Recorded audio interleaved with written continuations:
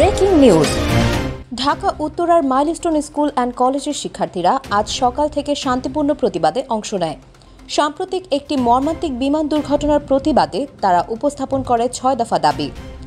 সকালে শিক্ষার্থীদের পাশাপাশি নিহতদের স্বজন, এলাকাবাসী ও সাধারণ মানুষ জড়ো হন কলেজ চত্বরে।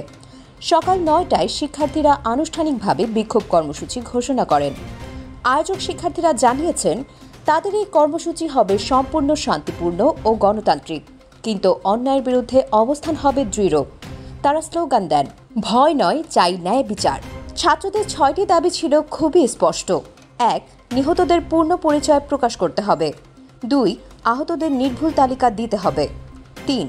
দুর্ঘটনাস্থলে শিক্ষকদের উপর হামলার জন্য নিঃশর্ত ক্ষমা চাইতে হবে। ৪. প্রতিটি নিহত শিক্ষার্থীদের পরিবারের জন্য ক্ষতিপূরণ নিশ্চিত করতে হবে। ৫. পুরনো ও ঝুঁকিপূর্ণ বিমান বাদ দিয়ে নতুন নিরাপদ বিমান চালু করতে হবে। ৬. বিমান বাহিনীর প্রশিক্ষণ ব্যবস্থায় সংস্কার আনতে হবে, নিরাপত্তা ও মানবিকতা বজায় রেখে। শিক্ষার্থীরা জানিয়েছেন, তারা কারো বিরুদ্ধে নয়, বরং ন্যায় বিচারের পক্ষে। তাদের এই শান্তিপূর্ণ আন্দোলন যেন সমাজে সচেতনতার বার্তা ছড়িয়ে পড়ে।